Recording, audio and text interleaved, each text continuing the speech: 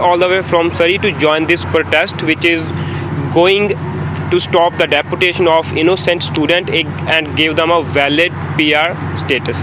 Balbir Singh says he's hoping the federal government will let him stay in Canada. The Surrey man says he's facing possible deportation. In a shocking event, many international students in Canada are saying that IRCC has been reaching out to them in the past couple of weeks to provide documentation of proof, be it their study permits, their work permits, or their proof of attendance. Many such instances have come forward. Many such students have come forward by saying that IRCC have been reaching out to them. Let's talk about this particular issue in the Canadian immigration system. Good morning, good evening, welcome back to my channel the देसी और इसी। आज मैं आपके साथ आया हूँ ऐसी वीडियो शेयर करने के लिए जिससे अगर आप इंटरनेशनल स्टूडेंट हो कनाडा में या यहाँ पे आना चाहते हो तो आपको थोड़ा सा झटका लगने वाला है, या अगर आपको इस चीज़ के बारे में नहीं पता तो आप सतर्क हो सकते हैं। काफ़ी स्टूडेंट्स को आईआरसीसी का ईमेल आया है टू सबमिट देयर डॉक्यूमेंट्स। ये डॉक्यूमेंट्स उनके वही डॉक्यूमेंट्स होंगे जो उन्होंने पहले सबमिट किए थे कनाडा आने के लिए। आईआरसीसी ने इन सब स्टूडेंट्स को बोला है कि वो सारे जो है आपके इंपॉर्टेंट डॉक्यूमेंट्स उनको सबमिट करने हैं जल्दी से जल्दी। ये बताएंगे कि क्या उनका स्टेटस कनाडा में है, वो लीगल है और इलीगल है। Now this buildup has been happening because there have been a lot of scams in past couple of years. The Surrey man says he's facing possible deportation after being defrauded by an immigration agent in India who created fake admission documents. We have spent like around half decade here. So now they are sending back to our country. This is not justice for us. We didn't do any fraud. We didn't do anything wrong. We're calling on Public Safety Minister Marco Mendicino to stop all their deportations and Immigration Minister Sean Fraser to ensure permanent resident status for all so that these students have the ability to protect themselves and the same rights as everybody else. Particularly from this section of international students. Now we all know that international students, particularly for India, they comprise the maximum chunk of the entire segment. At least 70 to 80% of international students coming to Canada are of Indian origin, and most of them are from the northern states of Punjab and Haryana. While IRCC is saying that this process is not new, but this certainly raised some question about the timings of this particular situation. I have personally received a couple of messages on my Instagram asking me what to do, what are the consequences of these emails which are been sent by IRCC. While IRCC says that this process is not new, some students are really afraid of what is about to happen. In 2024 only, study permit of around 160,000 international students from India has been approved. Now because of some scams which are happening both in India and Canada, be it the language equivalency score or their education credentials, we all know that these scams are happening and increasing day by day. We all had heard that in last couple of months there have been some instances wherein 700 to 800 Indian international students have been asked to go back. Were they sent back or deported or not? That's another question. But this has been happening, and if you are among those who have received this email from IRCC, you need not panic.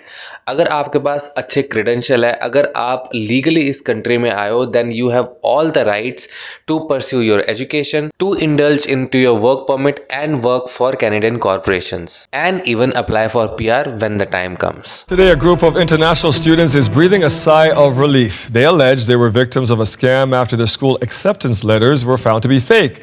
They face deportation, but as CBC's Chris O'Neill Yates reports, Ottawa is letting them stay while a committee reviews their cases. But if you are here illegally, first of all, it's not right. But even if you are here illegally, you should be really afraid, क्योंकि शायद अब आपका time आने वाला है।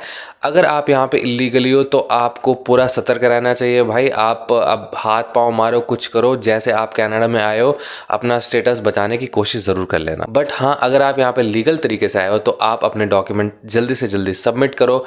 IRCC के पास जब submit हो जाएंगे डॉक्यूमेंट्स, वो आपको बोलेगा कि आप जो आप यहाँ पे काम कर रहे थे, चाहे आप एजुकेशन कर रहे थे, चाहे वर्क परमिट पे थे या कुछ भी कर रहे थे, आप अपना काम फिर से रिज्यूम कर सकोगे।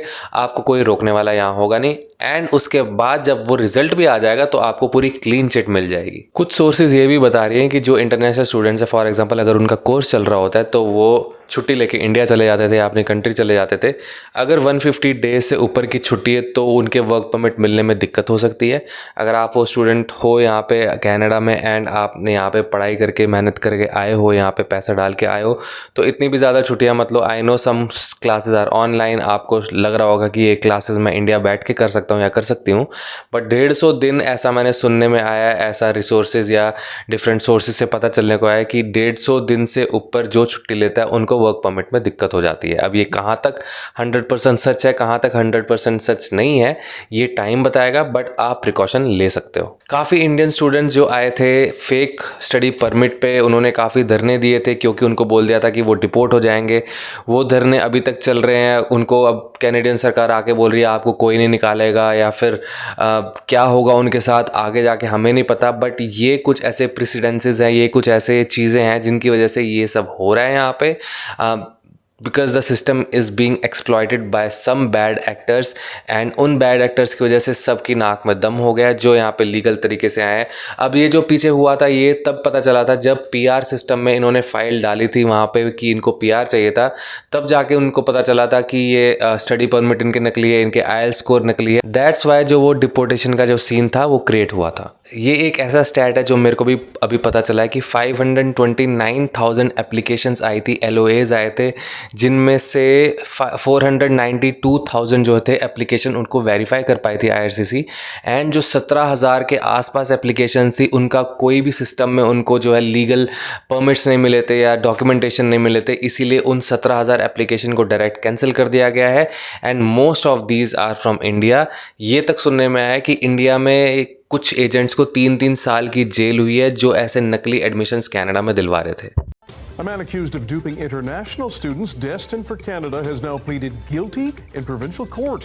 Brijesh Mishra admitted to giving students fraudulent acceptance letters to Canadian post-secondary schools. अब ये आप बोलोगे कि रेसिस्ट है या फिर इंडियन स्टूडेंट्स को टारगेट क्यों दिया जाता है। आपको डायस्पोरा के बारे में पता होना चाहिए कि यहाँ पे जो है इंटरनेशनल स्टूडेंट्स आ रहे हैं, जो उनमें से 80 to 85% are from India. That's why the probability of you getting these emails in comparison to other ethnicities काफ़ी ज़्यादा हैं। इसीलिए आपको ये नहीं लगना चाहिए कि आपको टारगेट किया जा रहा है। अगर आप लीगल तरीके से आए हो तो आप अपने ही भाई बंधुओं के शिकार हो जो यहाँ पे गलत तरीके से आए हैं। सो ये चीज़ें आप ध्यान में रखो। अगर आप यहाँ पे हो तो आप तैयार रहो ऐसी ईमेल्स के लिए, या अगर आपको ऑलरेडी ऐसी ईमेल्स या नोटिफिकेशंस आई है तो कमेंट सेक्शन में ज़रूर कमेंट करना कि क्या क्या था एंड क्या क्या हुआ आपके साथ। अब आपको ये लगेगा कि भैया कनाडा में आ गए हैं तो अब कोई आपको निकाल नहीं पाएगा। सरकारें बदल रही हैं, प्राइम मिनिस्टर यहाँ पे रिज़ाइन कर चुके हैं, time is changing and people might be send back to their own countries. तो ऐसा मतलब दंगे देने से चीज़ें डिले होंगी, चीज़ें कंफर्म होंगी कि नहीं, ऐसा किसी को नहीं पता। सो इस उम्मीद में मत रहो। आप 25-30 लाख लगा के यहाँ पे आए हो, उसका फ़ायदा उठाओ। अगर अच्छे तरीके से आए हो तो यहाँ पे अच्छी पढ़ाई करो एंड वर्क परमिट लो, यहाँ पे अपने पॉइंट्स बनाओ, अच्छी जॉब लो, PR करो। ऐसे नकली तरीके से यहाँ पे आने की कोई ज़रूरत नहीं है।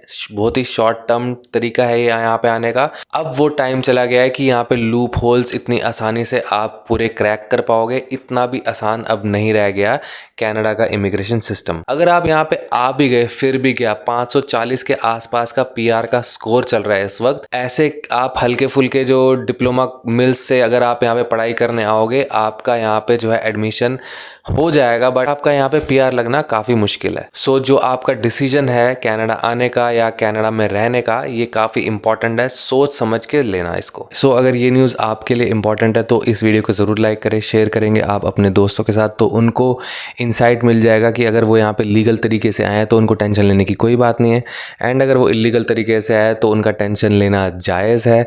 अगर यहाँ पे इंटरनेशनल स्टूडेंट्स की तरह आप आए हो तो आपको जो है ज़्यादा छुट्टियाँ नहीं लेनी। अगर आप ज़्यादा छुट्टियाँ लोगे या आप कनाडा में आके अपना DLI चेंज करोगे, जो कि एक कॉमन प्रैक्टिस है, यहाँ पे स्टूडेंट आते हैं फिर वो अपनी कॉलेज का लेटर चेंज कर देते हैं एंड दूसरे कॉलेज में जाने का सोचते हैं, या फिर दूसरे कॉलेज जाते भी नहीं हैं और यहाँ पे उनको वर्क परमिट मिल जाता है और वो वर्क परमिट पे काम करते रहते हैं। ये सारी चीज़ें अब थोड़ी टफ हो जाएंगी यहाँ पे।